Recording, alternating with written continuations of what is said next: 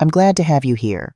Follow my story until the end and comment the city you're watching from, because what happened at my daughter's wedding changed everything I thought I knew about motherhood and sacrifice. I did not expect my own daughter to say the words that would split my life in half. Not on her wedding night. Not while 200 guests waited with champagne glasses raised.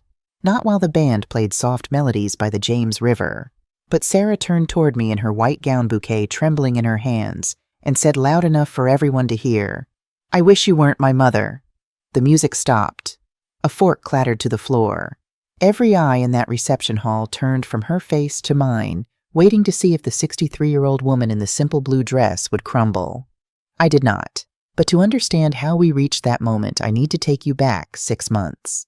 Back to when I thought I was building my daughter's dream. Back to when I didn't realize I was erasing myself in the process. 6 months before this wedding, my alarm went off at 5:30 in the morning, same as it had for the past 12 years.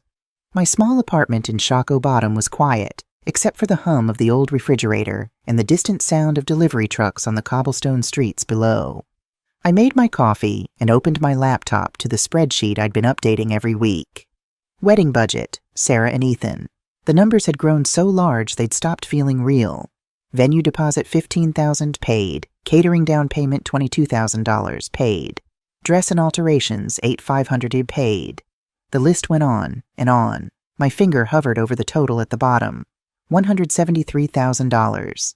With the honeymoon resort and the apartment deposit still to come, we were looking at just over $200,000. I closed the laptop and pressed my palms against my eyes. 12 years ago, when my husband Tom died of a sudden heart attack in the lobby of an office building downtown, he left me with a mountain of medical debt and a 12-year-old daughter who couldn't stop crying. Sarah had been Daddy's girl. Losing him nearly destroyed her. So I made a promise to myself that night, sitting alone in our bedroom while Sarah slept fitfully down the hall. I would give her everything. Every opportunity Tom would have wanted her to have. Every chance at the life we'd dreamed of for her. I worked 3 jobs that first year. Bookkeeping at Chen's Antique Shop on East Main Street during the day. Front desk at the Governor's Inn in the evenings. Weekend catering gigs whenever I could get them. Sarah got into Harvard on a partial scholarship. I covered the rest. She graduated top of her class and landed a job at a prestigious law firm in Richmond. She met Ethan Blake at a charity gala 18 months ago. And now here we were.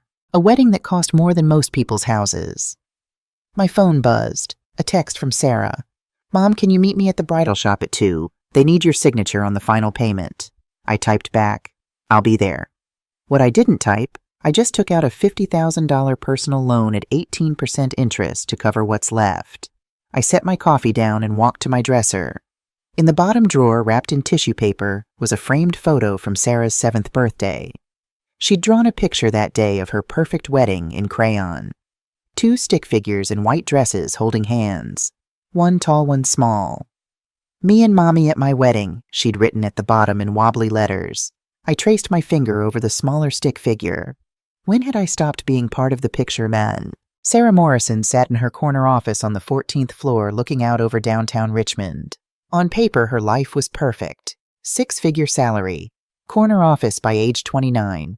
Engagement to Ethan Blake, whose family name opened doors she'd only dreamed of as a kid. But sitting here now reviewing the wedding seating chart for the 3rd time, all she could feel was the tight knot of anxiety that lived permanently in her chest. Her phone rang. Victoria Ashford Blake, her future mother-in-law. "Sarah, darling, I hope I'm not interrupting." "Not at all, Victoria. What can I do for you?" "I was thinking about the reception timeline. Have you considered having your mother's speech earlier in the evening, perhaps right after cocktail hour before the main toasts? That way, if she gets emotional, it won't disrupt the flow." Sarah's jaw tightened. "Actually, I was thinking we might skip the mother of the bride speech altogether. Keep things streamlined." A pause. "Oh, well, that's certainly your choice, dear. I just thought, well, tradition and all that." "I know. I just want everything to feel polished, professional." "Of course, you know best. I'll let you go. See you at the venue walkthrough tomorrow." "I'll be there." Sarah hung up and immediately hated herself. She pulled up a photo on her phone. Her 7th birthday. She was holding a crayon drawing of 2 brides holding hands. She remembered that day. Remembered feeling like nothing could ever come between her and her mom. But that was before middle school. Before the other kids noticed her Goodwill clothes and free lunch card. Before Emma Patterson asked loudly in the cafeteria, "Is your mom a janitor or something? My dad said she works like 3 jobs." Before Sarah learned that where you came from mattered just as much as where you were going. She'd gotten a scholarship to a private high school, then Harvard, then built a career that put her in rooms with people who summered in the Hamptons and wintered in Aspen. And now Ethan, sweet, kind Ethan, who'd never had to worry about money a day in his life, who took her to Windsor Farms to meet his mother and didn't understand why Sarah felt sick to her stomach the entire drive there. Sarah loved her mother. God, she loved her so much it hurt. But Catherine Morrison, with her sensible shoes and careful budgeting and 2 jobs just to make ends meet, didn't fit into the life Sarah had built. And Sarah didn't know how to make room for both. The first dinner at the Blake family estate in Windsor Farms felt less like a welcome and more like a test I hadn't studied for. Victoria Ashford Blake opened the door with a smile that never quite reached her eyes. She was elegant in the way only old money could be. Pearl earrings, cashmere cardigan, not a hair out of place. "Catherine," she said, taking my hand briefly. "So lovely you could make it. We keep things casual here. Nothing fancy." The crystal chandelier above her head and the marble floors under my feet told a different story. Sarah appeared behind Victoria, already glowing under her approval. "Mom, come in. Wait until you see the dining room. It's gorgeous." Victoria waved a hand. "Oh, it's nothing. Just a little update we did after the remodel. Hardly worth mentioning." But she led us straight there, and I could tell she wanted us to be impressed. The dining room was beautiful. Floor-to-ceiling windows overlooking a manicured garden. A table that could seat 12 easily. Fresh flowers in a crystal vase. I thought about my own dining table, the one I'd bought at a yard sale and refinished myself. The one where Sarah and I had eaten spaghetti dinners and done homework for years. "Catherine, you must tell us about yourself," Victoria said once we were seated. "Sarah's mentioned you work in bookkeeping." "I do bookkeeping at an antique shop during the day," I said, "and I work the front desk at the Governor's Inn most evenings." "2 jobs," Victoria said. Her tone was pleasant, but something flickered in her eyes. "That must keep you very busy." Sarah shifted in her chair. "Mom's always been a hard worker." "Hard work builds character," Victoria said as if she knew anything about it. Ethan cleared his throat. "Mrs. Morrison Sarah told me you basically put her through Harvard by yourself. That's incredible." I smiled at him. I liked Ethan. He had kind eyes and a genuineness his mother seemed to lack. Sarah earned her spot there. I just helped where I could. "Helped," Sarah said quickly. "Mom helped. It wasn't like she paid for everything. But I had. We both knew I had." The conversation moved on, but I felt myself shrinking in my chair.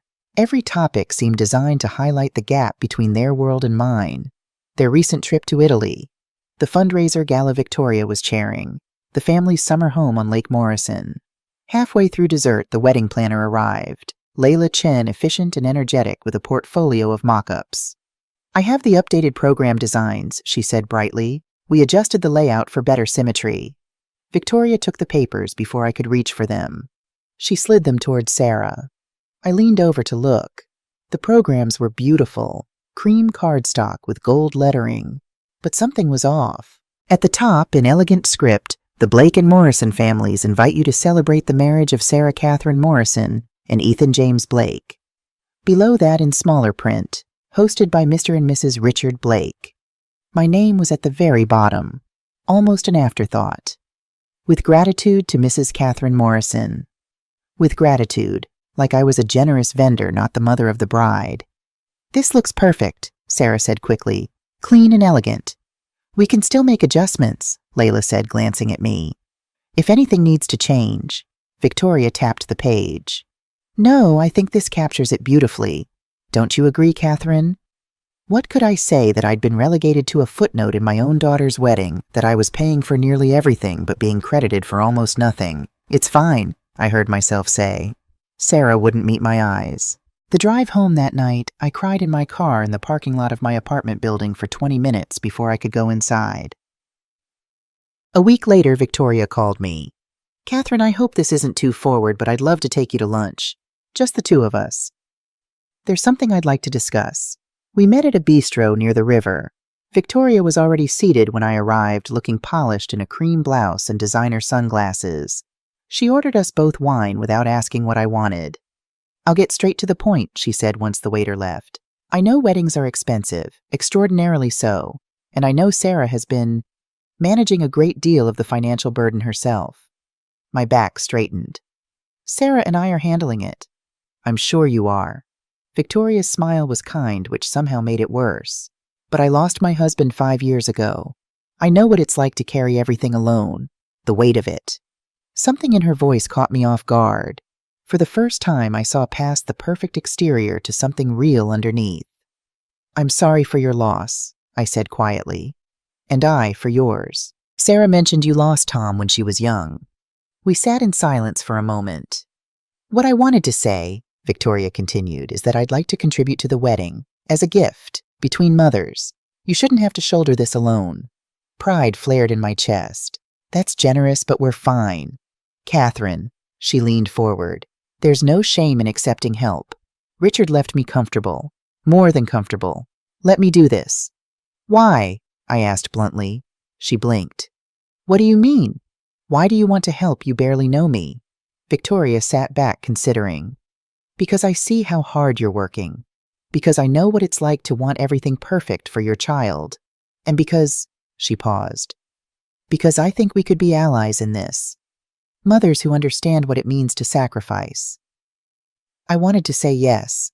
God, I wanted to say yes so badly, to let someone else carry some of the weight for once. But something held me back.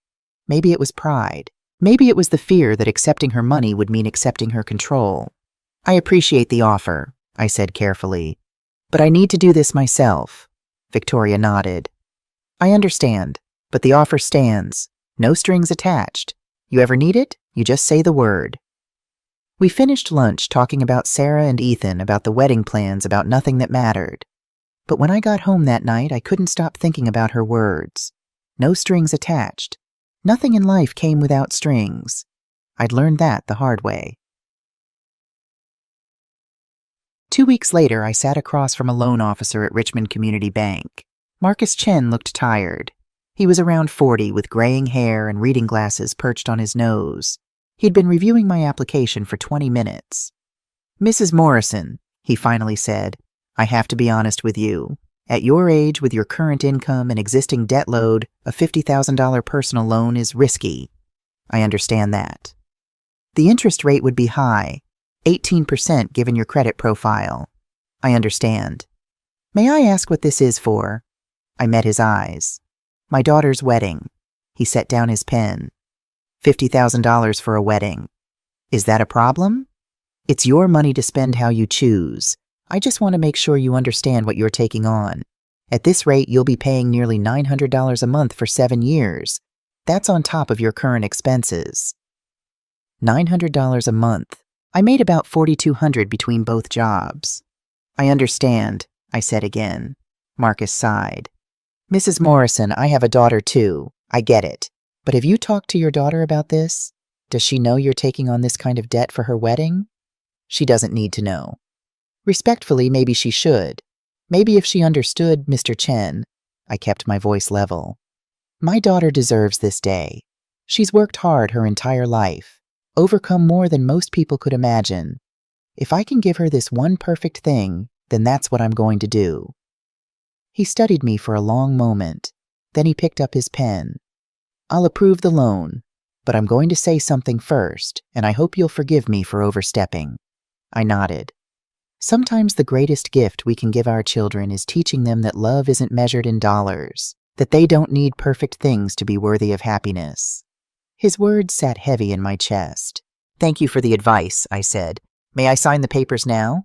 He slid them across the desk. My hand shook as I signed my name, but I did it anyway. That Saturday, my brother Bobby showed up at my apartment with pizza and beer. Robert Morrison was 3 years younger than me, with calloused hands from 30 years as a mechanic and a divorce behind him that had left him cynical about marriage in general. "How's the wedding planning going?" he asked, handing me a beer. "Fine. Fine," he repeated. "Kate, you look exhausted. When's the last time you slept more than 5 hours?" "I sleep fine." "Bullshit. He took a bite of pizza. How much are you into this thing for, Bobby? How much? I set down my beer. A lot. How much is a lot? Just over 200,000. He choked on his pizza. Jesus Christ, Kate. Are you insane? It's what Sarah wants. It's what Sarah wants or what that fancy new family of hers wants. Don't start. I'm serious. Sarah's a grown woman with a good job. She can't pay for her own wedding. She's contributing.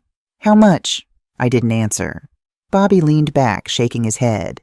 You're setting yourself on fire to keep her warm, and she doesn't even see the flames. She's been through a lot, I said quietly. Losing Tom, the bullying in school. She deserves to be happy. So do you. His voice rose. Who's taking care of you? Who's making sure you're happy? I'm fine. You took out a loan, didn't you? A big one. I looked away. Kate, his voice softened. Sweetheart, you've got to stop doing this. Doing what? Erasing yourself for her. You think this is what Tom would want. You working yourself to death. Tom wanted Sarah to have every opportunity. Tom wanted you to have a life too. Bobby reached across the table and took my hand. Remember when Sarah asked to borrow Dad's pocket watch, that heirloom from Grandpa, the one Dad left for both of us? I stiffened. Bobby, she was young. She didn't mean to lose it. She took it to impress her college friends and never brought it back. And you never told me because you didn't want me to think badly of her. It was an accident. Was it? Or did she just not care enough to keep track of it? Bobby, please. He squeezed my hand. I love Sarah. You know I do. But love isn't letting people walk all over you. Love is also boundaries, consequences, reality. I pulled my hand back. The wedding is happening. I'm paying for it. That's the end of the discussion. Bobby stood up. Fine. But when this all blows up in your face, and it will don't say I didn't warn you. He left the pizza and took his beer. I sat alone in my apartment and cried for the second time that month. The bridal shower was held at the James River Country Club. Of course it was. Victoria had insisted on hosting. It's tradition, she'd said. The groom's mother hosts the shower. I'd offered to help, maybe host something smaller at my place for Sarah's work friends. Victoria had smiled and said, That's sweet, Catherine, but we really should keep it all together. More cohesive that way. So I showed up to the country club in my nicest dress, carrying the gift I'd spent weeks on. I'd made Sarah a photo album. Every picture from her childhood that I'd carefully preserved. Her first day of school, Halloween costumes, birthday parties, a photo of her and Tom at her 8th grade graduation just months before he died. I'd handwritten captions for each one, added pressed flowers from our old garden, bound it all in leather. It had taken me 3 months and cost almost nothing, but it was filled with love. The country club ballroom was decorated in blush pink and gold. 50 women in designer clothes sipped champagne and nibbled on finger sandwiches. I didn't recognize half of them. Sarah spotted me and waved. She looked beautiful in a white sundress, her hair perfectly styled. Mom, you made it? She kissed my cheek, and for a moment everything felt okay. Then Victoria appeared. Catherine, wonderful. We saved you a seat at table 4. Table 4 was in the back corner, near the bathroom. I smiled. Thank you. The gift opening happened after brunch. Sarah sat in a decorated chair while women took turns presenting their boxes. Tiffany silverware from Victoria's college friend, a Le Creuset set from a cousin, Pottery Barn bedding from Sarah's law firm partner. Each gift more expensive than the last. Then Sarah reached for mine. She unwrapped it carefully, opened the leather cover. Her face changed. Something flickered in her eyes. Embarrassment, pain, I couldn't tell. It's a photo album, I said unnecessarily. I thought you might like to have all those memories in one place. Victoria leaned over her shoulder. How personal. You know, store-bought is so impersonal these days. There's something to be said for handmade gifts. She meant it kindly. I think she meant it kindly. But Sarah quickly closed the album and set it aside. Thanks, Mom. This is really sweet. Sweet. The word every expensive gift gets when someone's trying to be polite. She moved on to the next present. Later during dessert, one of Victoria's friends asked me, So, Catherine, what do you do? Before I could answer, Sarah jumped in. Mom's semi-retired. She dabbles in antiques. I felt like I'd been slapped. Oh, how lovely, the woman said. Any particular specialty? My voice caught. I do bookkeeping at an antique shop. Sarah's face flushed. Same thing.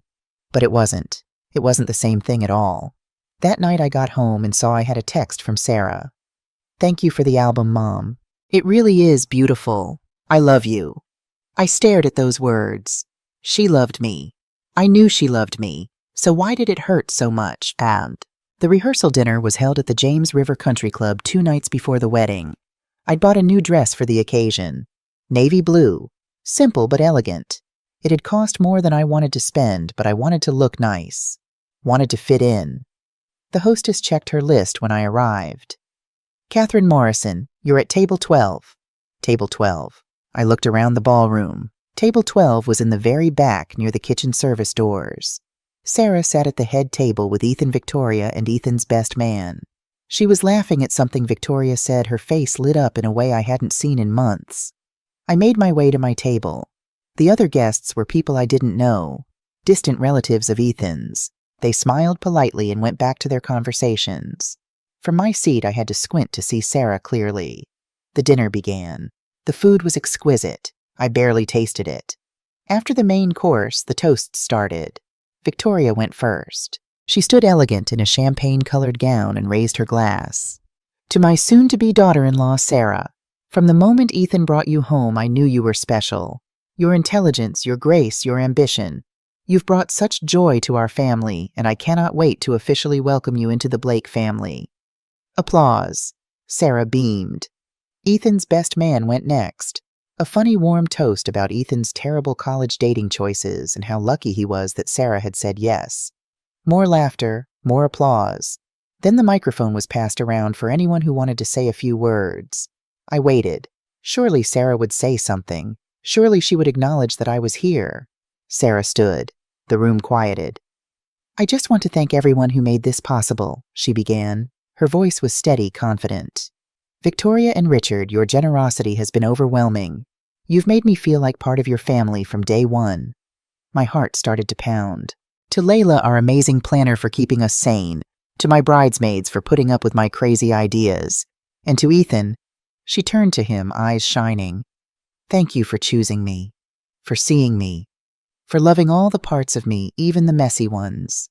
She sat down. The room erupted in applause. She hadn't mentioned me. Not once.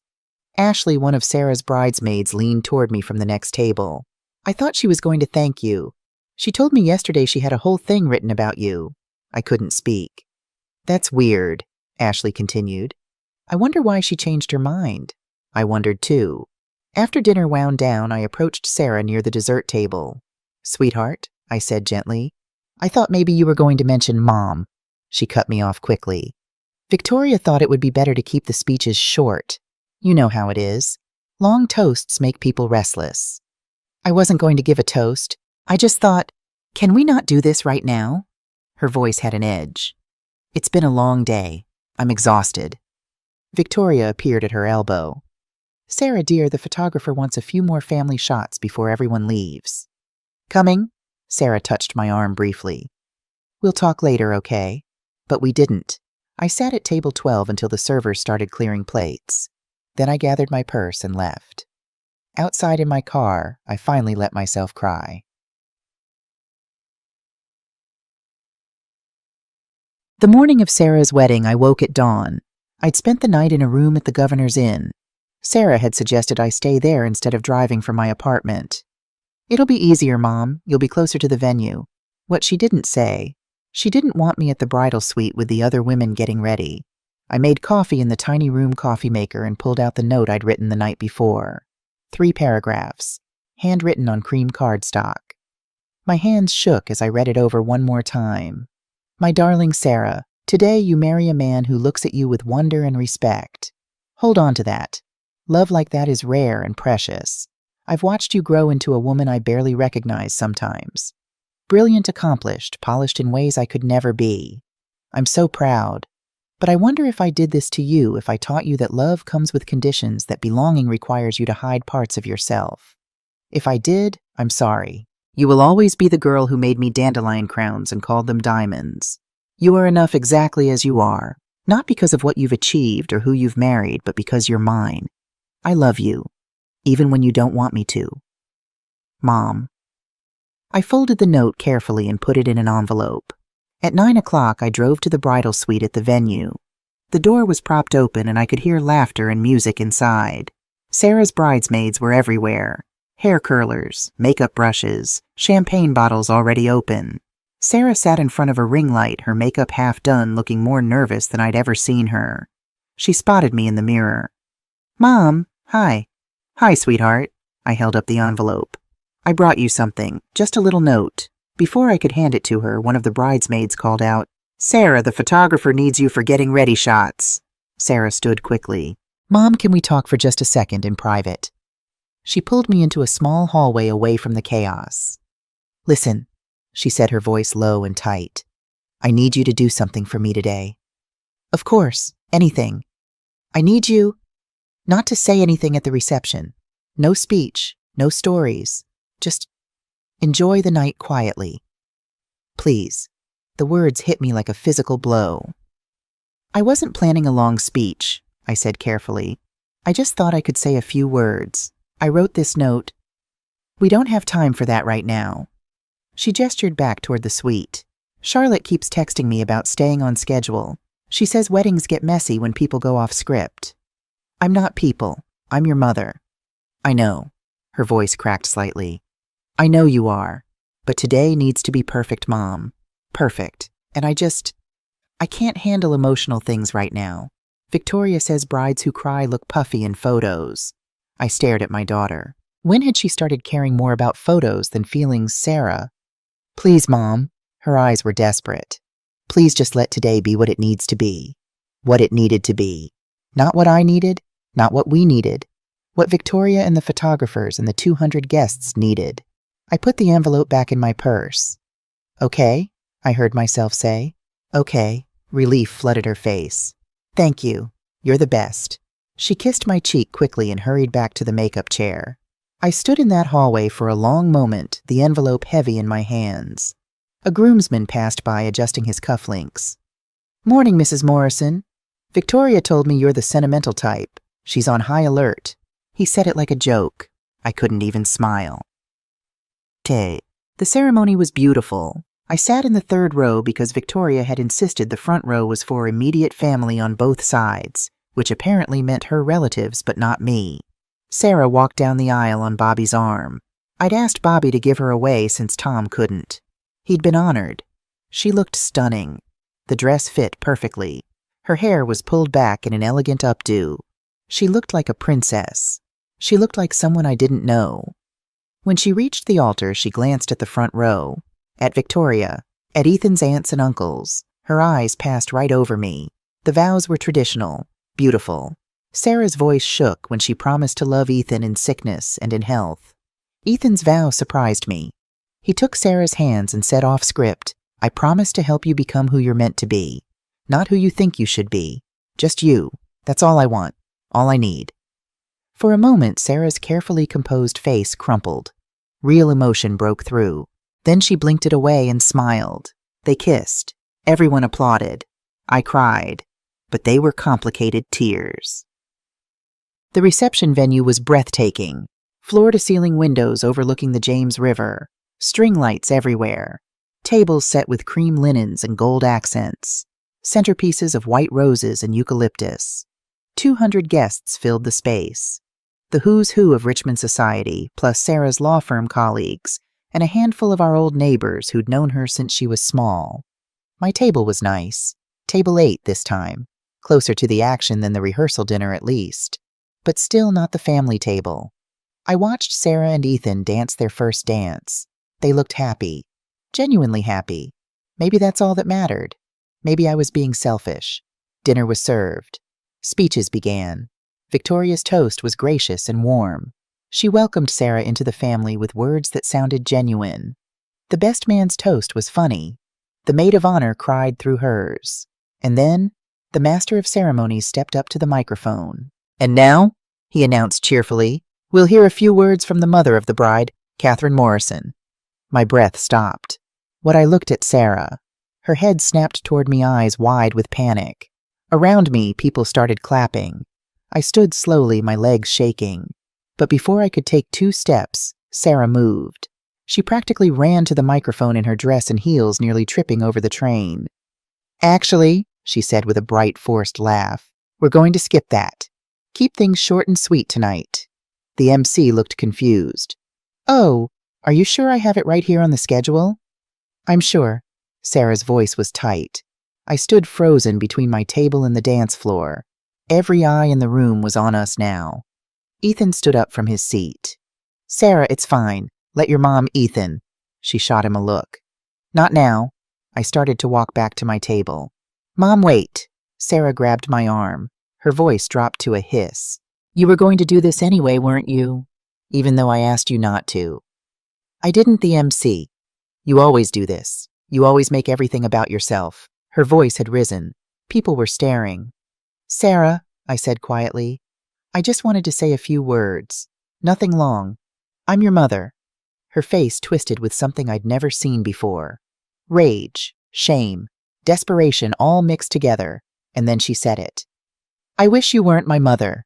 The words exploded into the room like a gunshot. The band stopped playing mid-note. Someone gasped. A champagne glass fell and shattered on the floor. 200 people froze. I felt my world tilt sideways. Time seemed to slow down. I could see everything with perfect clarity. Victoria's hand covering her mouth in shock. Ethan staring at Sarah like he'd never seen her before. The bridesmaids frozen in their seats. Bobby halfway out of his chair, his face dark with anger. And Sarah, my daughter, standing there in her white dress, her perfect makeup, her carefully styled hair, looking at me like I was a stranger she wanted to erase. 63 years on this earth had taught me a lot of things. How to survive loss, how to work until my hands ached, how to keep going when everything hurt. And in that moment, I learned one more thing. I learned how to choose myself. I straightened my spine, took a deep breath. "If that is what you truly want," I said, my voice steady and clear, "then consider it done." Sarah's face went white. "Mom, I didn't," but I was already moving. I walked calmly to where she stood, kissed her cheek. She flinched. "I love you," I whispered. "I always will, but I won't be where I'm not wanted." I stepped back. The silence in that room was deafening. I picked up my clutch from the table, nodded at Bobby, who started to follow me. "Stay," I told him quietly. "She's going to need family." Then I walked out of the reception hall, through the doors, into the cool night air. Behind me, I heard someone start crying. I didn't turn around. I got in my car. And for the first time in 12 years, I didn't cry. I felt something else instead. Relief. I drove for 20 minutes before I realized I had nowhere to go. Not back to my apartment. Not yet. I couldn't face those empty rooms knowing what I'd just walked away from. Instead, I found myself pulling into the parking lot of a small riverside overlook. The same place Tom and I used to bring Sarah when she was little. When we'd spread out a blanket and eat sandwiches and watch the boats go by. I turned off the engine and sat in the dark. My phone was already buzzing. Text after text. "Bobby, where are you? Are you okay?" Ashley, the bridesmaid. "Mrs. Morrison, I'm so sorry, that was horrible." A number I didn't recognize. "This is Layla, the wedding planner. I just wanted to check on you." And Sarah. 3 texts from Sarah. "Mom, Mom, please." I didn't mean it. I turned my phone face down on the passenger seat. My hands were steady now, calmer than they'd been in months. I opened my purse and pulled out the folder I'd been carrying for weeks. Wedding contracts, receipts, payment confirmations. Everything that held Sarah's perfect day together. The venue contract. Balance due $45,000. Scheduled to run through my account in 3 days. The honeymoon resort. 5 nights at a luxury spa in the Blue Ridge Mountains. Final authorization required by tonight at 10 p.m. Without it, the reservation would be canceled. And the apartment lease. The one Sarah and Ethan had fallen in love with. The beautiful 2-bedroom in the historic district with the original hardwood floors and the balcony overlooking Monument Avenue. The apartment in the building where Tom had died. I hadn't known that when I'd signed as guarantor. Sarah had never told me. I'd only found out 2 weeks ago when I drove by to drop off some paperwork and recognized the building. She'd chosen that place deliberately, wanted to reclaim it somehow, make new memories where the worst memory had happened, and she'd never said a word to me about it. My phone buzzed again. I picked it up. A notification from the resort final cosigner authorization required by 10:00 p.m. EST. I looked at the time. 9:47. 13 minutes to decide. My thumb hovered over the authorize button. I thought about Sarah's face when she'd said those words. I wish you weren't my mother. I thought about the loan papers sitting in my desk drawer. $50,000 at 18% interest. Nearly a decade of payments. I thought about working 2 jobs until I was 70, 75, however long it took, for a daughter who was ashamed of me. And then I thought about something Bobby had said weeks ago. You're setting yourself on fire to keep her warm, and she doesn't even see the flames. At 9:51, I opened my email. I typed 3 messages, one to the resort coordinator, one to the venue manager, one to the apartment leasing office. I am withdrawing as financial guarantor effective immediately. Please update your records accordingly. Catherine Morrison. I hit send on all 3. Then I set my phone down and waited for the world to end.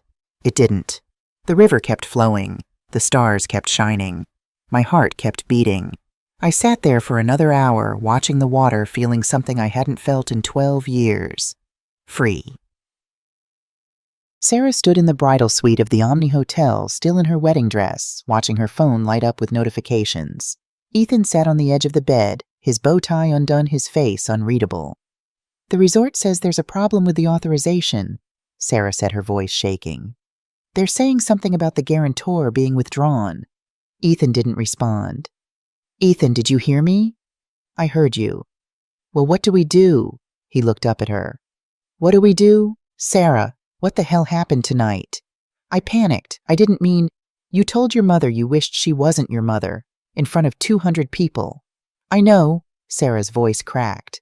I know what I said, but she was going to make a scene. She always makes things about herself. Was she? Ethan stood up. Because from where I was sitting, she was just standing there. You're the one who ran to the microphone. You don't understand. You don't know what it's like to... To what? To have a mother who loves you, who worked herself to the bone to give you everything you wanted. Sarah felt tears burning her eyes. That's not fair. None of this is fair. Ethan pulled off his jacket. I just married a woman I'm not sure I know. The words hit like a slap. What's that supposed to mean? It means I thought I knew who you were. Kind, thoughtful, grateful. But tonight I saw someone else. Someone cruel. I'm not cruel. You humiliated your mother at your own wedding, Sarah. What else would you call it? Sarah's phone buzzed again. The apartment office this time. Application denied due to removal of guarantor. Please contact our office to discuss alternative arrangements. Her stomach dropped. The apartment. She canceled the apartment. Ethan's face went pale. What's She withdrew as guarantor. They're denying the application. Jesus. Ethan sat back down. When were you going to tell me your mother was covering our apartment? She wasn't covering it. She was just co-signing. Same thing? Sarah, I make good money. You make good money. Why did we need a co-signer? Sarah couldn't meet his eyes. The building has strict requirements. They wanted someone with established credit, and how much has your mother been paying for really silence? Sarah, how much? Most of it, she whispered. Most of the wedding, the honeymoon, the apartment deposit. Ethan stood up and walked to the window, looked out at the city lights. My mom said your mom offered to contribute. I thought that meant like 20 grand, maybe 30. It's more than that. How much more? Does it matter? He turned around. Yeah, it matters. Because my wife just destroyed the woman who gave her everything, and I need to understand why. Sarah sank onto the bed, her dress pooling around her like a white ocean. I was ashamed, she said quietly. Of what? Of her, of where I came from, of being the girl with the mom who works at the front desk and wears discount store dresses and doesn't know which fork to use at dinner. Ethan stared at her. You're ashamed of your mother. I was. I am. I don't know. Tears were streaming down her face now, ruining her makeup. You grew up in Windsor Farms. You went to private schools. You've never had to worry about money or what people think or whether you belong. So you decided to erase her. to pretend she didn't exist. I didn't erase her.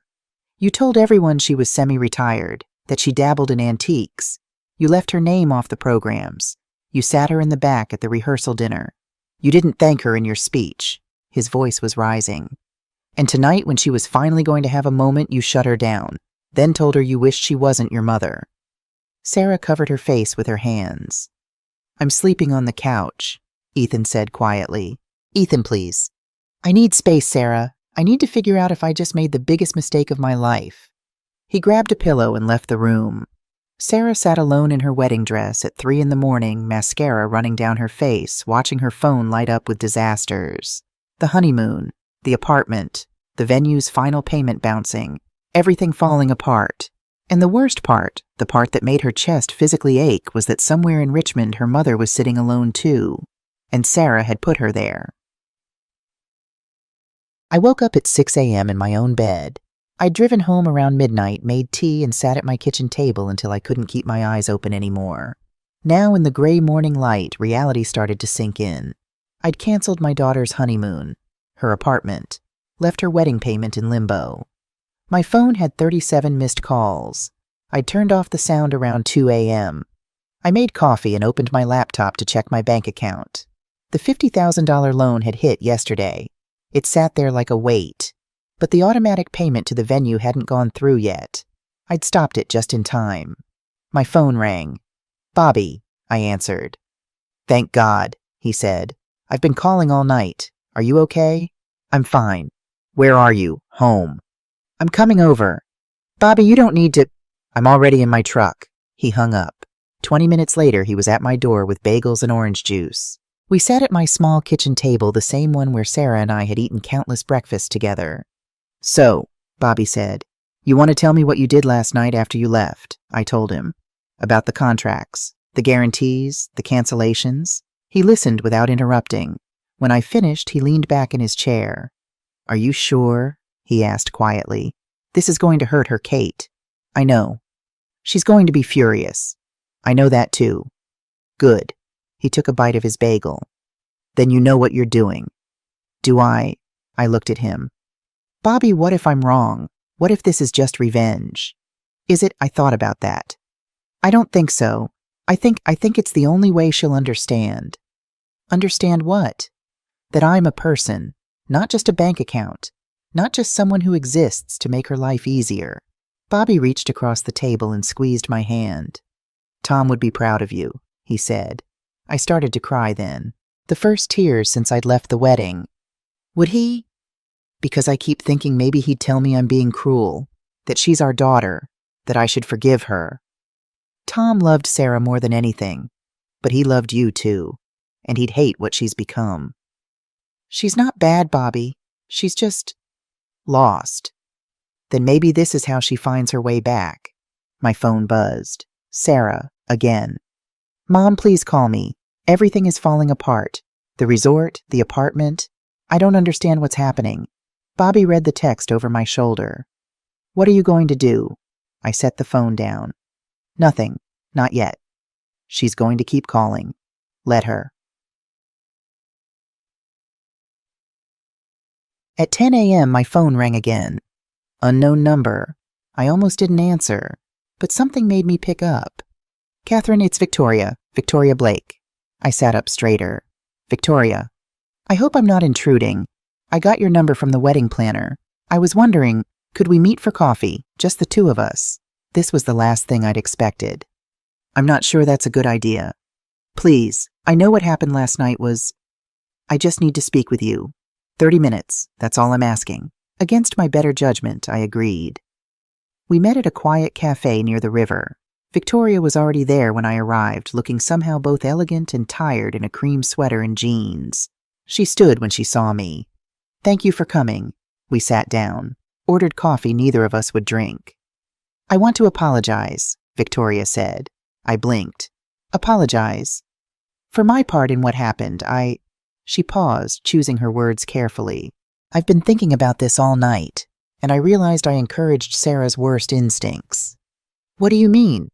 I made her feel like she had to be someone she wasn't to fit into our world. I pushed the fancy venue, the expensive dress, the perfect image. I treated the wedding like a performance instead of a celebration. She looked down at her untouched coffee.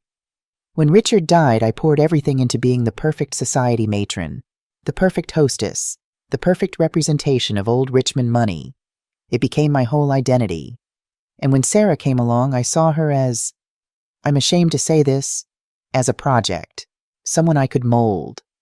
You were kind to her, I said quietly. She loved that you welcomed her. I welcomed a version of her, the version that dressed right and said the right things and hid anything that didn't fit the image. I didn't welcome all of her, including the part of her that came from you. The words hung between us. Why are you telling me this? I asked. Because I want to make it right. I want to help. I can cover the honeymoon, the apartment, whatever she needs. I set down my coffee cup. That's generous, Victoria, but it won't help Sarah. She looked surprised. What do you mean? She needs to fall. She needs to understand what scaffolding she's been standing on, what she's been taking for granted. But the apartment, I heard it's the building where Tom died, that it meant something to her. My breath caught. How did you know that? Oh, Sarah told me, months ago. She said she wanted to reclaim the space, make it somewhere beautiful instead of somewhere painful. I felt tears burn my eyes. She never told me that. Even that she kept from me. Victoria reached across the table and took my hand. I'm sorry, Catherine, for all of it, for not seeing what was happening, for not being a better ally to you. We sat in silence for a moment. Can I tell you something? Victoria said. Something I haven't told anyone. I nodded. 6 months ago, Sarah came to me in tears. She said she was terrified Ethan would leave her, that she wasn't good enough for him, that she came from nothing and everyone would see through her eventually. My heart broke. She said that she asked me to help her, to teach her how to fit in, how to be someone worthy of the Blake name. Victoria's voice cracked. And I did. I taught her all the wrong things. I taught her that image matters more than authenticity, that where you come from is something to hide. I'm so sorry. I pulled my hand back gently. Victoria, you didn't create this. It started long before you. What do you mean? When Tom died, I tried so hard to make up for what Sarah lost. I gave her everything I could. I never taught her that she was enough without all of it. I never taught her that love isn't measured in dollars or achievements or perfect performances. You gave her everything out of love. I did. But maybe that was wrong, too. Maybe both of us loved her in ways that hurt her. We sat with that truth. What do we do now? Victoria asked. We let her find her own way. We don't rescue her. We love her, but we don't enable her. She needs to own this. Victoria nodded slowly. That's going to be hard. For both of us. Being a mother usually is. Monday morning, I woke up with a strange sense of purpose. I'd spent Sunday in therapy. Yes, therapy. I'd been seeing Dr. Rachel Martinez for 3 months now, since right after I'd taken out the loan. Why did you make yourself small? She'd asked me in our first session. Because Sarah needed to be big, I'd answered. Now, sitting in Dr. Martinez's office, I told her everything that had happened. How do you feel? She asked. Guilty, relieved, scared, all of it. That's normal. You set a boundary, probably the first real boundary you've set with Sarah in years. What if I'm wrong? What if this destroys our relationship? Dr. Martinez leaned forward. Catherine, what relationship? The one where you erase yourself and she takes without acknowledging, or the one you're trying to build where you're both whole people? I didn't have an answer. That afternoon, I had to drop off some boxes at Sarah's office. Items that had been delivered to my apartment by mistake. Wedding favors, leftover ribbons, bits of a perfect day that was now in ruins. I walked into the gleaming downtown office building where Sarah worked, carrying a small cardboard box. I heard her voice before I saw her. Do you understand what she did? Sarah was saying, her voice sharp. My own mother sabotaged everything. The honeymoon, the apartment, the payments, all of it. She's why things are a mess. She did this on purpose. I stopped in the hallway. Sarah, a calm voice said. A woman. Your mother is standing right behind you. Sarah spun around. Her face went white. The office lobby had gone silent. Her coworkers stared. A woman in a business suit stepped forward. Ms. Morrison, I'm Jennifer Chen, Director of Human Resources. I nodded. Your daughter has informed us of some family difficulties. Before we proceed, I need to clarify something. She pulled out a tablet. You're listed as Sarah's emergency contact, relocation guarantor for our corporate housing assistance program, and a character reference. Is this correct? It was, I said quietly. Given what we've just heard, would you like these designations to remain? Sarah's face crumpled. No, Mom, just wait. I set the box on the reception desk. Remove my name from everything, I said. Mom, please. I was just venting. I didn't mean... You didn't mean what the things you said at your wedding, or the things you just said to your colleagues. Silence. Jennifer tapped her tablet. Done. Sarah, our corporate policy requires stable housing arrangements for employees in the partnership track. Without a verified guarantor, we'll need to revisit your current status. What does that mean? Sarah's voice was barely a whisper. It means we're moving you from partner track to senior associate, effective immediately. We'll discuss the details in my office. I watched my daughter's world tilt. There's one more thing, I said. I pushed the box toward her. These were delivered to me. I assume they're yours. Sarah looked at the box, then at me. I'm sorry, she whispered. Mom, I'm so sorry. For my sake, I hope you are, I said. But sorry isn't the same as different. I turned to leave. Mom, wait, please. I stopped, looked back. Build your life without burning the hands that carried you, Sarah. That's all I'm asking. Then I walked out. Behind me, I heard someone start to cry. I didn't turn around. That evening, my doorbell rang. I opened it to find Ethan standing there looking exhausted. Mr. Blake, I said, surprised. It's Ethan. Please, can I come in? I stepped aside, let him into my small apartment with its second-hand furniture and kitchen table from a yard sale. He looked around like he was seeing it for the first time, which I realized he was. He'd never been here before. Would you like some tea? I asked. That would be nice. Thank you. We sat at the kitchen table. I poured tea from the pot I'd made earlier. Ethan wrapped his hands around the cup. I need to understand something. Who is my wife? The question caught me off guard.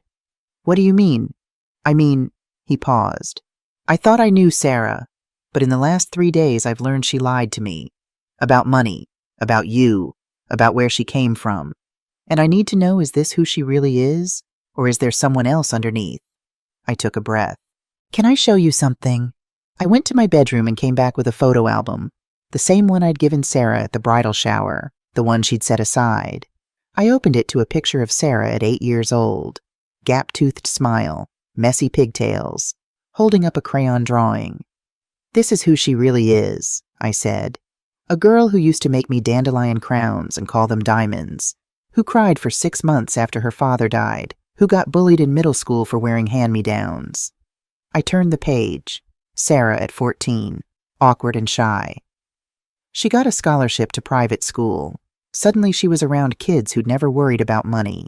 She started coming home ashamed, not of what she had, but of what she didn't have. Another page, Sarah graduating from Harvard. I thought success would heal that wound. But it just made it bigger, because now she had something to protect. An image, a version of herself that didn't include where she came from. Ethan listened his eyes on the photos. I enabled it, I admitted. I gave her everything she wanted. Never made her face the cost. Never taught her that she was enough without all of it. How much did you really pay for the wedding? Ethan asked quietly. I told him. Everything.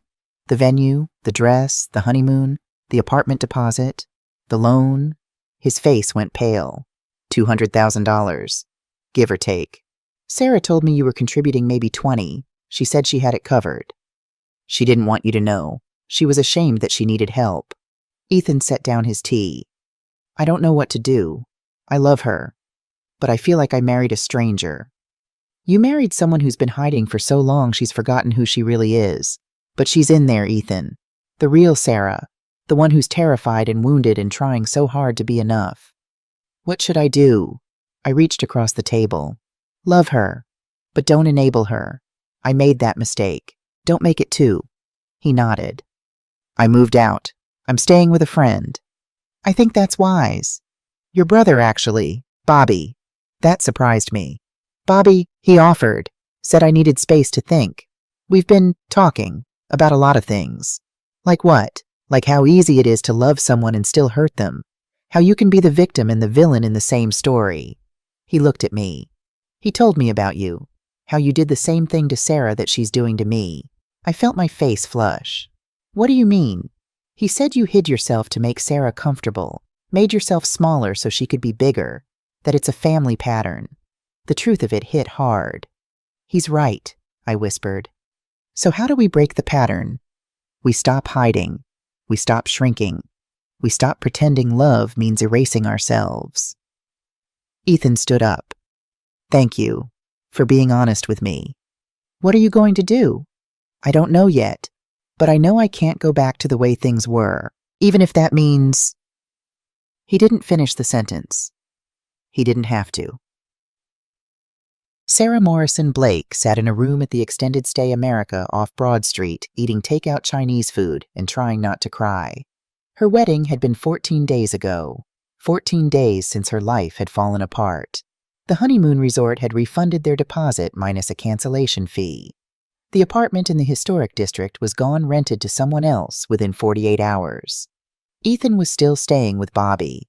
He'd agreed to couples counseling, but he was distant, careful, like he didn't trust her anymore. Her job had been downgraded.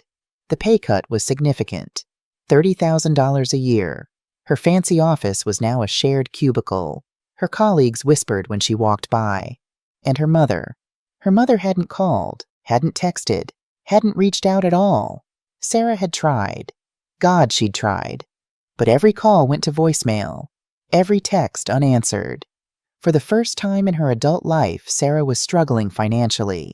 The extended stay hotel was cheap, but it was still $400 a week.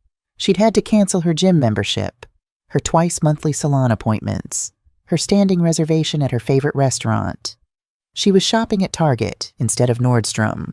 And the shame of it, the deep burning shame, was different now. Before she'd been ashamed of not having enough. Now she was ashamed of taking for granted what she'd had. That evening a box arrived, delivered to her office. Sarah opened it with shaking hands. Inside were her childhood belongings, things her mother had kept.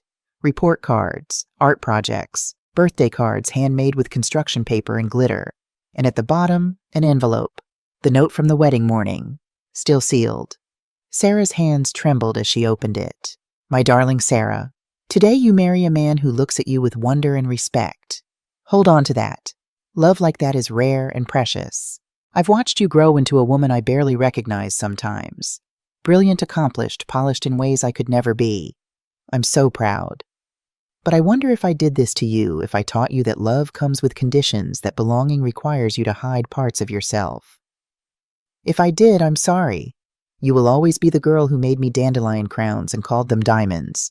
You are enough exactly as you are, not because of what you've achieved or who you've married, but because you're mine. I love you, even when you don't want me to, Mom. Sarah read it 3 times. Then she put her head down on her cheap hotel desk and sobbed. Sarah found her mother at the James River Overlook. She'd driven there on impulse, remembering it was where they used to go when she was small, where they'd eaten sandwiches and watched the boats. Catherine sat on a bench looking out at the water. Sarah approached slowly, like her mother might disappear if she moved too fast. Mom! Catherine turned. Her face was calm, unreadable. Sarah, can I sit? It's a public bench. Sarah sat down, leaving space between them. They watched the river in silence. I read your note, Sarah finally said. Did you? I'm sorry, for all of it. The wedding, the things I said, the way I treated you. I know you are. Then why won't you answer my calls? Catherine looked at her, really looked at her. Because sorry isn't enough, Sarah. Sorry is words. I need to see change. I am changing. I lost my promotion. I'm living in a hotel. Ethan barely speaks to me. I'm shopping at Target, for God's sake. And that's my fault. Sarah stopped. What, is it my fault that you built your life on lies, that you were ashamed of me, that you pushed away the people who loved you to maintain an image? No, it's my fault, I know that. Then why does it sound like you're blaming me for not saving you from the consequences? The words hit like a slap. I'm not, Sarah's voice broke. I just need you, Mom. I need my mom. The same mom you wished wasn't your mother. Sarah flinched. I didn't mean it. I was scared and overwhelmed and... You meant it, Catherine said quietly. Maybe not forever. Maybe not in your heart of hearts. But in that moment you meant it. You've been wishing I was different for years, Sarah. The wedding was just the first time you said it out loud. Sarah felt tears streaming down her face. I don't know how to fix this. Neither do I. Catherine stood up. But I know I can't be the one to fix it for you. That's the whole problem. I've been fixing things for so long that you never learned how to fix them yourself. So what do I do? Catherine pulled out an envelope, handed it to Sarah. What is this? The deed to the apartment building where your father died. Sarah's breath stopped. How do you... I bought it 3 years ago as an investment property. What? I own the building, Sarah. I've owned it for years. I bought it because I couldn't stand the thought of strangers owning the place where I lost everything, where you lost your father. Sarah stared at the envelope, unable to process. When you applied to live there, I knew. I signed as guarantor because I owned the building. The application was just a formality. Why didn't you tell me? Because you never asked. You never told me why you wanted that apartment. We both kept secrets, Sarah. Mine, yours. We both hid ourselves. Catherine started walking toward her car. Mom, wait. What do I do? How do I make this right? Catherine paused. You want to earn me back? Then earn it. Not with apologies, with honesty. Tell Ethan everything. Tell Victoria. Tell your office. Own who you are and where you came from.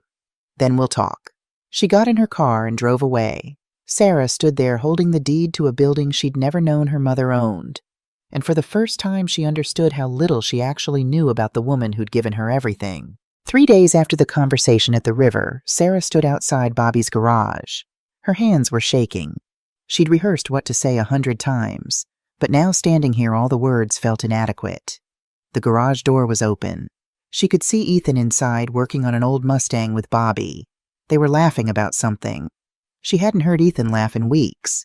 Bobby saw her first. His smile faded. Ethan, he said quietly, you've got company. Ethan looked up, saw Sarah. His face went carefully neutral. I'll give you two some privacy, Bobby said. He wiped his hands on a rag and headed toward the office, but not before shooting Sarah a look that said, don't you dare hurt him again. Sarah walked into the garage. It smelled like motor oil and coffee. Hi, she said. Hi. Silence stretched between them. Can we talk? Sarah asked. Isn't that what we're doing? I mean really talk. No defenses, no excuses, just truth. Ethan set down his wrench, leaned against the workbench. Okay, talk. Sarah took a deep breath. Everything you think you know about me is half a lie. His eyebrows raised. That's a hell of an opening. I grew up poor, not just middle class. Poor. After my dad died, my mom worked 3 jobs to keep us afloat.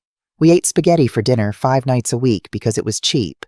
I wore hand-me-downs from the church donation box. I qualified for free lunch at school. She watched his face. No judgment there, just listening. Kids bullied me, every single day. They called my mom a janitor, said we lived in the ghetto, made jokes about my clothes smelling like thrift stores. Her voice cracked, but she pushed through. When I got the scholarship to private school, I thought everything would change, but it was worse. Because now I was around kids who summered in the Hamptons, whose parents drove Mercedes, who'd never worried about money in their entire lives. Sarah, please, let me finish. She wiped her eyes. I learned to lie. Small lies at first. I said my mom worked in antiques, not that she was a bookkeeper at an antique shop. I said we lived in Church Hill, not that we lived in a basement apartment in Church Hill. I taught myself to talk differently, dress differently, be different. Ethan's jaw tightened. By the time I got to Harvard, I was so good at it, I didn't even know I was doing it anymore. The lies became who I was. And when I met you, she looked at him. You were everything I thought I needed to be complete. Old money, established family, the kind of life I'd been pretending to have. So you lied to me, too. Yes, about how much my mom was paying for the wedding, about the apartment, about everything. How much did she pay Sarah total? I want to know the number. Sarah swallowed hard. Just over $200,000. Ethan's face went white. Jesus Christ. She took out a $50,000 personal loan at 18% interest. She'll be paying it off for the next decade. Why didn't you tell me? Because I was ashamed. Because you would have offered to help and I couldn't stand the thought of you knowing how much I needed it. Because I wanted you to think I had my life together. I don't care about any of that. His voice rose. I care that you lied to me, that you humiliated your mother at our wedding, that you've spent our entire relationship pretending to be someone you're not. I know. Tears were streaming down her face now. I know, and I'm sorry. I'm so sorry. Are you? Or are you just sorry you got caught? The question hung in the air. I don't know, Sarah whispered. I thought I knew. But sitting in that hotel room, losing everything, I realized I don't even know who I am anymore. I've been lying for so long I forgot what the truth looks like. Ethan ran his hands through his hair. I can't do this right now. Ethan, please. No. Sarah, I need time. I need to figure out if I can trust you again. If I even want to try. What does that mean? He looked at her and his eyes were full of pain. It means I don't know if I want to stay married to you. The words hit like a physical blow. But I love you, Sarah said desperately. I know, I love you too. But love isn't enough. Not without trust, not without honesty. Then let me earn it back, please. Give me a chance to show you I can change. Ethan was quiet for a long moment. Couples therapy, twice a week, and you tell your mother everything you just told me, face to face, not because I'm making you, because you want to. Okay, yes, anything. And you figure out who you really are, Sarah, because I can't be married to someone who doesn't even know herself. He picked up his wrench and turned back to the Mustang. The conversation was over. Sarah walked out of the garage with her heart in pieces, but something else, too, a tiny spark of hope. The next day, Sarah drove to Windsor Farms. Victoria's housekeeper answered the door, looking surprised to see her. Mrs. Blake is in the garden. Sarah found Victoria among the roses, wearing gardening gloves and a sun hat. Sarah, Victoria straightened up. I wasn't expecting you. I know. I should have called. I'm sorry. It's fine. Victoria pulled off her gloves. Would you like some tea? They sat on the patio overlooking the manicured lawn. Victoria poured from a silver tea service that probably cost more than Sarah's car. I need to tell you something, Sarah said, and it's not going to be easy to hear. Victoria set down the teapot. I'm listening. I've been lying to you since the day we met about who I am, where I come from, all of it. She told Victoria everything. The poverty, the bullying, the shame, the lies she'd built her life on. Victoria listened without interrupting. When Sarah finished, she braced herself for anger, disappointment, rejection. Instead, Victoria reached across the table and took her hand. I know, she said quietly. Sarah blinked. What? I've known for months. Your mother told me. We had coffee after a few things became clear. She told you, not to hurt you, to help me understand, to ask me to stop pushing you to be something you weren't. Victoria's voice was soft. I'm the one who should apologize, Sarah. You why? Because I saw myself in you, a young woman trying desperately to fit into a world that felt out of reach. When I married Richard, I wasn't from money either. My father was a school teacher. My mother worked at a library. Sarah stared at her. I had no idea. No one does, because I spent 40 years hiding it, perfecting my accent, learning which fork to use, reading all the right books and saying all the right things. She squeezed Sarah's hand. And when you came along, I did to you what was done to me. I taught you that image matters more than truth. I'm so sorry. Victoria, I should have told you that you were enough, that Ethan fell in love with you, not some polished version of you. That belonging doesn't mean erasing yourself. They sat in silence for a moment. Your mother is an extraordinary woman, Victoria said. Do you know she owns the building where Tom died? She told me. I still can't process it. She bought it so strangers wouldn't own the place where she lost everything. That's not weakness, Sarah. That's strength. The kind of strength that comes from facing pain, not hiding from it. Sarah felt tears building again. I don't know how to fix this. Yes, you do. You start by being honest. With Ethan. With yourself. With your mother. Victoria stood up. And you let me help. Not with money. With truth. I'll go with you to your mother if you want. I'll tell her how I contributed to this mess. You'd do that? Of course. We're family now. And family means showing up, even when it's hard. Sarah stood and hugged Victoria. For the first time, it felt real. Damn. Monday morning, Sarah requested a meeting with Jennifer Chen. She walked into the HR office with her stomach in knots. Jennifer looked up from her computer. Sarah, have a seat. Sarah sat, folded her hands in her lap to stop them shaking. I need to make a confession, she said, about what you heard last week, about my mother, about everything. Jennifer leaned back in her chair. I'm listening. I lied to this firm when I applied. Not directly, but by omission.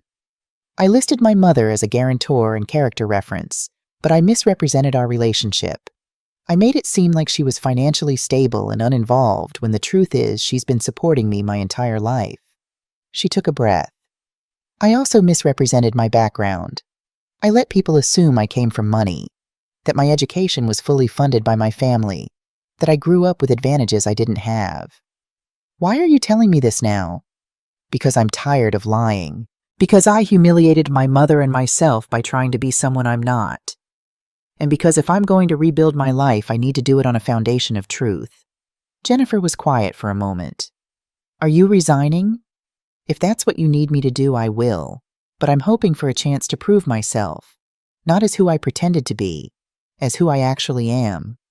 And who is that? Someone who grew up poor, who worked her way through school on scholarships and student loans, who has a mother who sacrifices everything for her, even when she doesn't deserve it. Sarah's voice strengthened. Someone who's made terrible mistakes but wants to do better. Jennifer tapped her pen against her desk. The demotion stands, she finally said. You violated our housing assistance policy. That has consequences. I understand. But, Jennifer's expression softened slightly. I respect what you just did. Coming in here owning your mistakes. That takes courage. Thank you. Don't thank me yet. You're going to have to rebuild your reputation here from scratch. Your colleagues know what happened. Some of them won't forgive easily. I know. Good. Then get to work. Sarah stood up, shook Jennifer's hand. As she walked back to her cubicle, Marcus, a senior partner, stopped her in the hallway.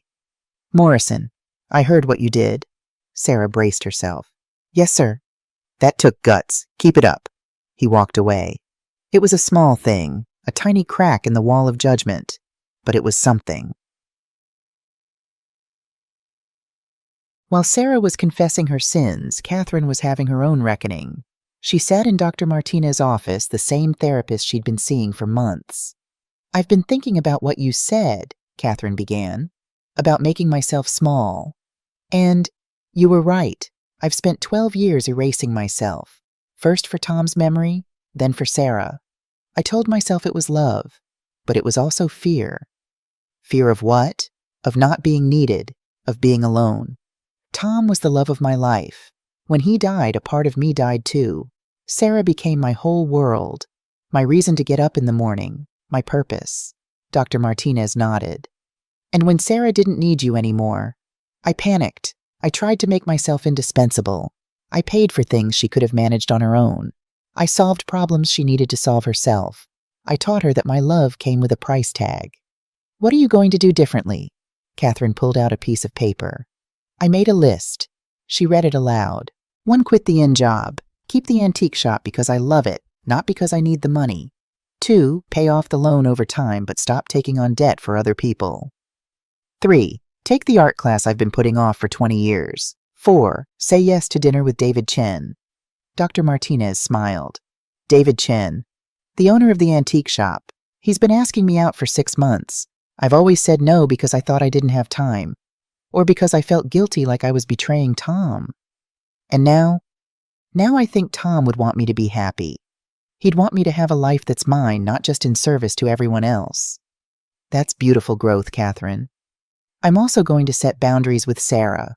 Real ones. I'll help her when she needs help, but I won't rescue her from consequences. I won't enable her. How does that feel? Terrifying and freeing. 6 weeks after the wedding, Sarah sent out an invitation. You're invited to a post-wedding brunch at the James River Country Club.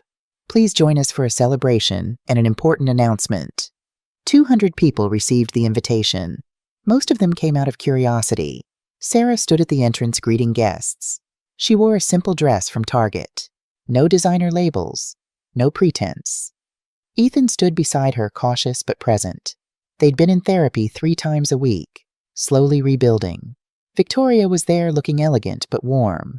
Bobby came with his new girlfriend. Even Jennifer Chen from Sarah's office attended. And at a table near the front, Catherine Morrison sat alone.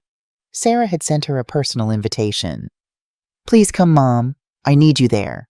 Catherine had almost said no, but something in Sarah's voice when she'd called a genuine humility she hadn't heard in years made her change her mind. When everyone was seated, Sarah walked to the microphone. Her hands shook, but she took a deep breath and began. Thank you all for coming.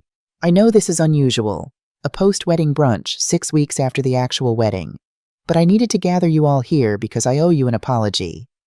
The room went quiet. At my wedding, I said something unforgivable to my mother. Sarah's voice cracked. In front of all of you, I told her I wished she wasn't my mother. People shifted uncomfortably.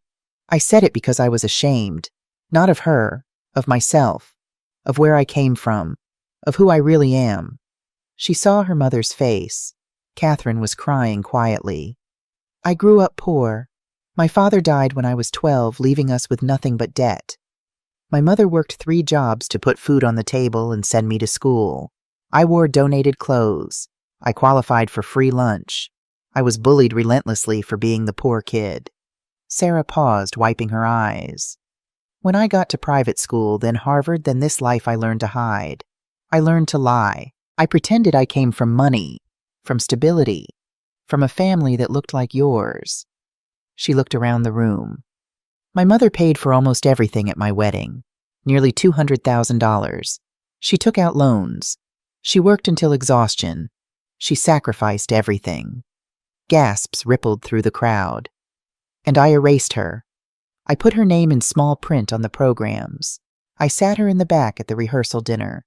I didn't thank her in my speech, because I wanted you all to think I belonged in this world without her. Sarah turned to Catherine. Mom, I can't undo what I said. I can't give you back the years I spent being ashamed of the most selfless person I've ever known, but I can tell the truth now. She walked toward her mother's table. You are the strongest person I know. You raised me alone. You gave me everything. You taught me what real sacrifice looks like, even though I was too blind to see it. Sarah knelt beside her mother's chair. I don't deserve your forgiveness, but I'm asking for a chance to earn it back. Not with words, with actions, with honesty, with the rest of my life if that's what it takes. The room was silent. Catherine looked at her daughter, at this woman who'd hurt her so deeply, but who was finally being real. Stand up, Catherine said quietly. Sarah stood. Catherine stood too. That took courage, she said. Thank you. She didn't hug Sarah, not yet, but she nodded. A small acknowledgement. It was a beginning. Victoria started to clap. Slow at first, then building. Others joined. Not everyone. Some people left uncomfortable with the raw honesty, but enough stayed. Enough witnessed. Sarah returned to the microphone. I'm telling you all this because I want my daughter to grow up differently. Confusion rippled through the crowd. I'm pregnant, Sarah said. 8 weeks. We just found out. Ethan's face lit up. This was clearly news to most of the room. And I want my daughter to know her grandmother's real story. Not the edited version, the truth. I want her to know that strength isn't about money or status or perfect performances. It's about showing up. About sacrifice. About love that doesn't demand perfection. She looked at Catherine. That's the legacy I want to give her. The one you gave me even when I couldn't see it. Catherine's hand went to her mouth. She was crying harder now. This time when Sarah walked toward her, Catherine opened her arms. They embraced in front of 200 people, and for the first time in years, there were no lies between them. 8 months later at 3 in the morning, Catherine's phone rang.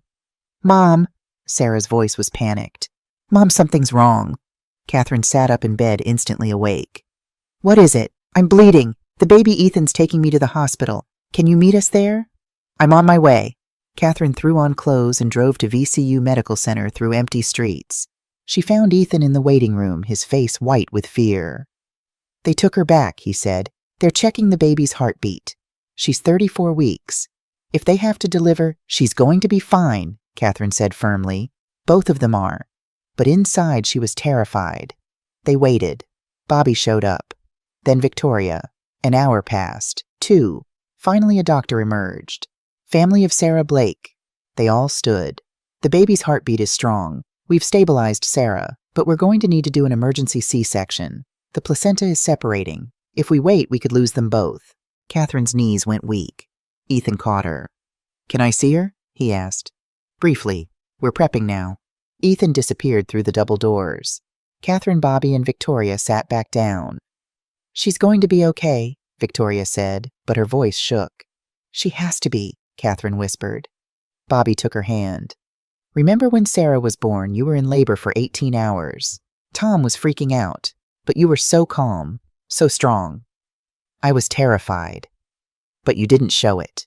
You just kept breathing, kept focusing. You've got that same strength now. The surgery took 2 hours. Catherine paced the hallway, prayed, made deals with God she wasn't sure she believed in. Finally, Ethan emerged. His face was wet with tears, but he was smiling. She's here, the baby. Catherine rose, 6 pounds 2 ounces. Perfect. Relief flooded through her. And Sarah? Tired, scared, but okay. He looked at Catherine. She's asking for you. Catherine followed him back to recovery. Sarah lay in the hospital bed, pale and exhausted, but cradling a tiny bundle wrapped in pink. Mom, she whispered. Catherine approached slowly. Meet your granddaughter. Catherine rose. We're calling her Katie. Catherine looked down at the tiny face, perfect button nose, wisps of dark hair. She's beautiful. We named her after you. Both names. Catherine for you. Rose because that's what you used to call me when I was little. Your little Rose. Catherine had forgotten that, but hearing it now she remembered. Bedtime stories, goodnight kisses. Sleep tight, my little Rose. Can I hold her? Catherine asked. Sarah handed her the baby carefully. Katie fit perfectly in Catherine's arms, like she belonged there. I'm sorry it took me so long, Sarah whispered. To see what I had, to appreciate you, to be honest. You're here now. That's what matters. I want to do better. I want Katie to know her grandmother, the real you. I want to tell her stories about how you worked 3 jobs and never complained, how you made dandelion crowns and called them diamonds, how you loved me even when I didn't deserve it. Catherine kissed Katie's forehead. You always deserved it, Sarah. You just needed to learn that love doesn't mean perfection. It means showing up, honestly, even when it's hard. Will you teach me how to be the kind of mother you were? I'll teach you to be better than I was, to set boundaries, to let her fall sometimes, to love her without erasing yourself. Sarah nodded. Deal. Katie's second birthday party was held in Catherine's backyard, not the small apartment in Shockoe Bottom. Catherine had bought a house, a real house with a garden and a porch and room for family dinners. She'd used the money from selling the building where Tom died. She'd held on to it long enough. It was time to let go. Sarah and Ethan lived nearby in a modest townhouse. No more pretenses. No more lies. Sarah had been promoted back to senior partner at the firm, on her own merit this time, with her real story known. Ethan had started a nonprofit helping low-income families with housing, inspired by Sarah's story, by Catherine's sacrifice. And today the backyard was full of people. Bobby and his girlfriend, now fiancée. Victoria, who'd become a real grandmother to Katie, not just in name but in presence. David Chen, Catherine's boyfriend of 18 months. Kind, patient David, who loved antiques and quiet evenings and Catherine's laugh. Sarah's colleagues from work. Real friends now, not just professional contacts. And Katie. Beautiful, bright Katie running through the garden in a yellow dress, chasing bubbles. Catherine stood on the porch, watching it all. Sarah came up beside her. Thank you for today, Mom. For all of this? It's her birthday. Of course I'd throw her a party. I don't mean the party. I mean everything. The second chances, the honesty, teaching me that I don't have to hide. Catherine put her arm around her daughter. You taught me too, that I don't have to erase myself to love you, that we can both take up space. Katie ran up to them, sticky with cake. Gamma Gamma, look. She held up a dandelion, yellow and bright. It's beautiful, sweetheart, Catherine said. Katie placed it carefully in Catherine's hand. It's a diamond. For you. Catherine looked at Sarah. Sarah was crying. I told her that story, Sarah whispered, about how I used to make you dandelion crowns. Catherine knelt down to Katie's level. Do you know what? You're absolutely right. It is a diamond, the most precious kind. Katie beamed and ran off to find more. Sarah and Catherine stood together watching her. Are we okay? Sarah asked quietly. Really okay. Catherine thought about it, about the wedding, the words, the pain, the long road back. We're getting there, she said, one day at a time, one truth at a time. That's enough for me. They hugged on the porch while Katie played in the garden and family laughed around them. And Catherine felt something she hadn't felt in years, whole. Later that evening, after everyone had gone home, Catherine sat in her new living room. David had left earlier, kissing her goodnight with a promise to call tomorrow. She held Katie's dandelion, now wilted but still precious. On the coffee table sat a photo from today. 3 generations. Catherine, Sarah, Katie, all smiling, all present, no one performing. Her phone buzzed, a text from Sarah. Thank you for today, Mom, for everything. I love you, all of you, every part. Catherine smiled and typed back. I love you too, sweetheart. Sleep well, my little rose. She set down her phone and looked around her house, at the art she'd painted hanging on the walls, at the books she was reading for pleasure, not just to pass time, at the life she'd built that was hers, not in service to anyone else, just hers. She thought about something Dr. Martinez had said in their last session. You know what true love is, Catherine?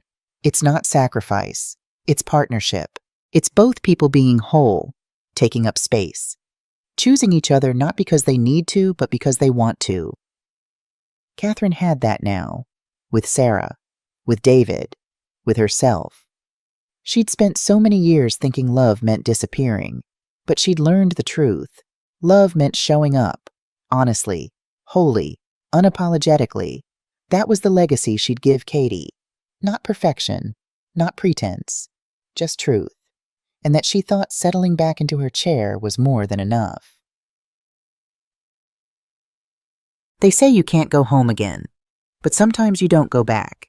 You build something new, something honest, something that looks like home but feels like freedom.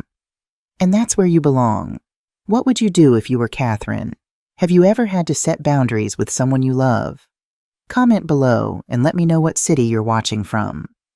And if this story touched your heart, there are 2 other channel favorites you won't want to miss. Thank you for being here.